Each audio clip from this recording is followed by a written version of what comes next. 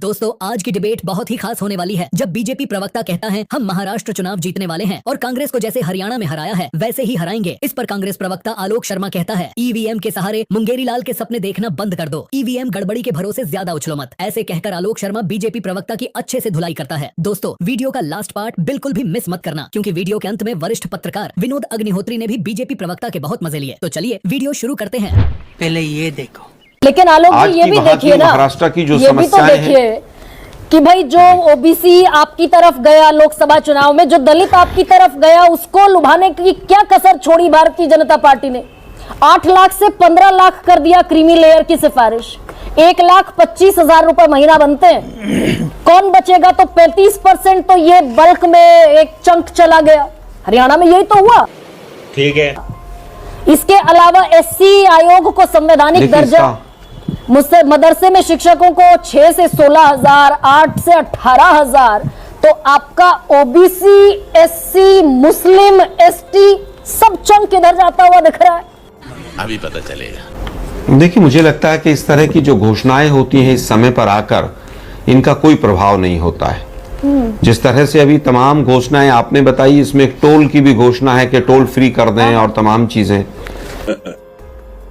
लेकिन जो वहां पर जो लॉ एंड ऑर्डर की सिचुएशन है, बदलापुर से लेकर अभी तक जो बाबा सिद्दीकी वाला मैटर है, इसको अगर पूरे को आप एनालाइज करें और एक डमी मुख्यमंत्री जिस तरह से बैठाकर बीजेपी पर्दे के पीछे से खेल कर रही है अपने व्यापारी मित्रों के लिए, वहां पर कोई चीज छुपी नहीं है। ये बड़ी अच्छी बात कही है। अभी लोकसभा का चुनाव भी हुआ था कुछ दिन पहले ही। महाराष्ट्र के अंदर लोकसभा के चुनाव के अंदर बीजेपी का सुपड़ा साफ हुआ, जबकि पिछली बार बहुत अच्छी सीटें आई थी और महाराष्ट्र के दम पर ही और यूपी के दम पर ही ये लोग आगे आए थे। ये दोनों बड़े राज्य थे और दोनों ही बड़े राज्यों में बीजेपी को मुंह की खानी पड़ी। तो वो तो हरियाणा में भी हुआ आलोक शर्मा। हरियाणा में 28% से वोट शेयर बढ़कर आपका चला गया 46%। बीजेपी का घट गया था 12% लोकसभा चुनाव में। क्या बोला तूने? देखिए उसके हरियाणा में, लेकिन नतीजों ने आप ही को चौंका दिया।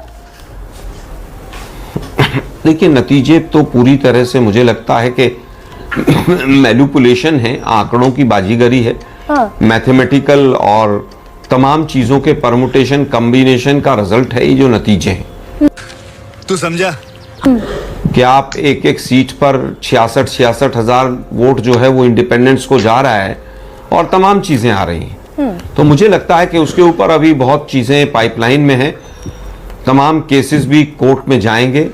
इलेक्शन कमीशन भी कहीं ना कहीं उसके अधिकारी घबराए हुए हैं।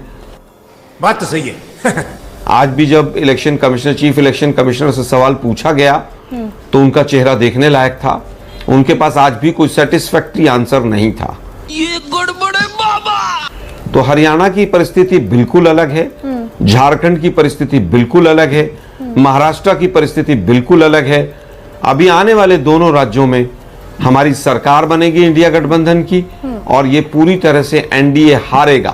तुम चुल्लू भर पानी में जाके डूब के आ जाओ। अब प्रदीप ये बताइए, ये मराठा वर्सेस ऑल बनाने की कोशिश है महाराष्ट्र के चुनाव को, जो हरियाणा में ट्राइड एंड टेस्टेड फॉर्मूला रहा, उसी तर्ज पर महाराष्ट्र में उतरने की कोशिश, मराठा वर्सेस ऑल।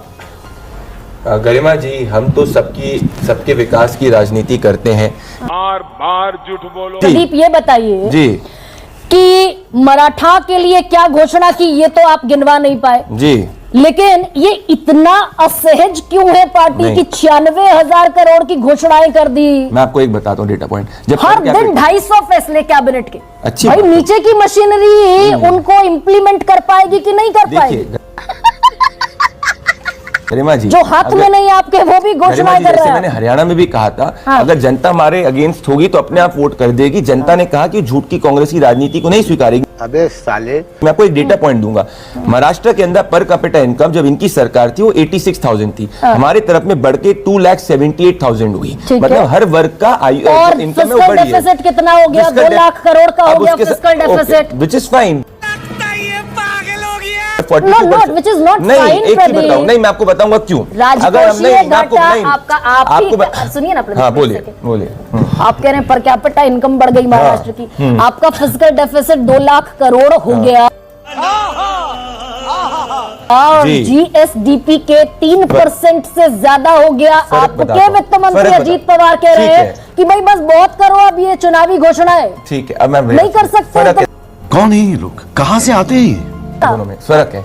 हम हिमाचल प्रदेश जैसे कांग्रेस पार्टी जो है वो सैलरीज तक नहीं दे सकती, ऐसी कोई घोषणा नहीं करेंगे। महाराष्ट्र 42% ऑल इंडिया एफडीआई जो महाराष्ट्र में आता है, गुजरात से भी ज्यादा, तो उनके पास पॉलिसीज इंफ्रास्ट्रक्चर में हमारा स्पेंड सबसे ज्यादा है, तो रेवेन्यू के थ्रू आगे हो जाएगा। हम मालूम है तेरे बाप को मत सिखा, चल। अरे भाई, डेफिसिट इज नॉट रॉन्ग। मैं एक आपको छोटा डेटा पॉइंट दूंगा, खजाने पर आपके सुनिए 2 मेरी लाख बात। करोड़ का अब आप सुनिए, घाटा मैं आपको है। बता रहा हूँ क्या महाराष्ट्र डिफेंड कर रहे हैं प्रदीप भंडारी? लवणे न भोजन डिफेंड कर रहा हूँ, deficit is not wrong till the time आप उसको फंड करने का आपके पास तरीका होता है, that is it. Deficit is wrong Pradeep Bhandari. No, deficit is not wrong till the GSDP time. का सुनिए ना, डेफिसिट इज नॉट, सुनिए, कांग्रेस सुनिए, बोलिए सुनिए। बोलिए, फिर आप बोलिए, मैं बोलता हूँ, बोलिए। जीएसडीपी का 3% होना चाहिए। देखिए अब वो मैं 3% से क्रॉस कर गया और अजीत पवार आपके वित्त मंत्री कह रहे हैं। बस हवा निकल गई। मैं आपको बताऊं, जब फिस्कल डेफिसिट एक लेवल के बाद क्रॉस करता है और कंट्री 5 फ्रेजाइल 5 इकोनॉमीज में पहुंचती, जैसे यूपीए के समय पहुंची थी, वो गलत होता है। हम अपने डेफिसिट को हमें फंड करने के हमारे पास मीन्स एंड मैकेनिज्म है। महाराष्ट्र में इसकी माँ का इतना सब चकाचक है तो पिछले 12 दिन में 1500 फैसले, हर दिन छुट्टियां छोड़ दीजिए, 2 अक्टूबर गांधी जयंती की छुट्टी थी, फिर एक और छुट्टी थी, वो छुट्टियां छोड़कर हर दिन 250 फैसले ले रही है कैबिनेट।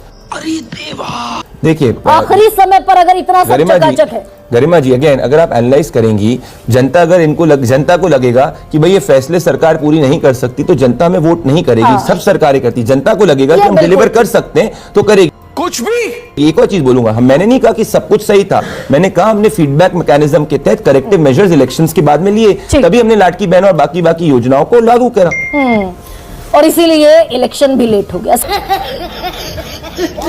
अंजना घाड़ी कल तक नहीं, गरिमा जी आपके शो पे तो आनंद दुबे कह रहे थे इलेक्शन से नहीं होगा, मुझे याद है, वो तो कह रहे थे प्रेसिडेंट रूल लगेगा। अब तो इलेक्शन आप कह रहे थे क्यों मल्टी फेज इलेक्शन हो रहा है, अब तो सिंगल फेज में हो गया। तो कम से कम इस पे तो आप लोग मानिए कि चुनाव आयोग ने एक अच्छा काम किया है। हम लोग राजनीतिक रूप से डिफर कर सकते हैं, पर लोकतंत्र पे हमला नहीं करना चाहिए, जैसे कांग्रेस पार्टी कर रही है। ठीक है, लेकिन प्रदीप ये तो मानेंगे ना, मराठा वर्सेस ऑल करने की कोशिश नहीं, है। हम सबका साथ सबका विकास करते हैं। अरे झूठ बोल रहा है, ये झूठ बोल रहा है। अब विनोद जी ये बताइए जरा, महाराष्ट्र में तो 2019 से तो कोई तुलना मुझे समझ में नहीं आती, क्योंकि सब गड्ढमड हो गया। अब तो 4 पार्टियां थी, 6 हो गई, 2 शिवसेना हो गई, 2 एनसीपी हो गई। मराठा बनाम ऑल जो है बीजेपी देखिए, की मराठा कोशिश ये बनाम चलेगी ऑल विनोद जी? बीजेपी की कोशिश है, लेकिन जब चीफ मिनिस्टर मराठा है हाँ।